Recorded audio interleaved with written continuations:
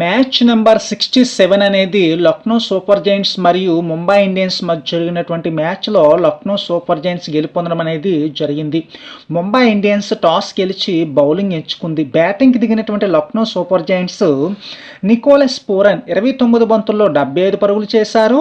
KL Rahul 41 బంతుల్లో 55 పరుగులు చేయడం అనేది జరిగింది. 20 ఓవర్లు ముగిసే టైంకి 6 వికెట్ల నష్టానికి 214 పరుగులు చేశారు లక్నో సూపర్ జైంట్స్.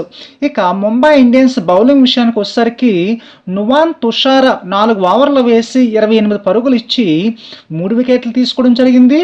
పీయూష్ చావ్లా వచ్చేసరికి 4 ఓవర్లు వేసి 29 పరుగులు ఇచ్చి 3 వికెట్లు తీసుకోవడం అనేది జరిగింది. తర్వాత ముంబై ఇండియన్స్ బ్యాటింగ్కి దిగడం అనేది జరిగింది. రోహిత్ శర్మ 38 బంతుల్లో 68 పరుగులు చేశారు. నమన్ ధీర్ వచ్చేసరికి 28 బంతుల్లో 62 పరుగులు చేసి నాట్అవుట్గా ఉన్నారు. 20 ఓవర్లు ముగిసే టైంకి 6 వికెట్ల నష్టానికి 196 పరుగులు మాత్రమే చేసి ముంబై ఇండియన్స్ మ్యాచ్ ఓడిపోవడం అనేది జరిగిందనమాట.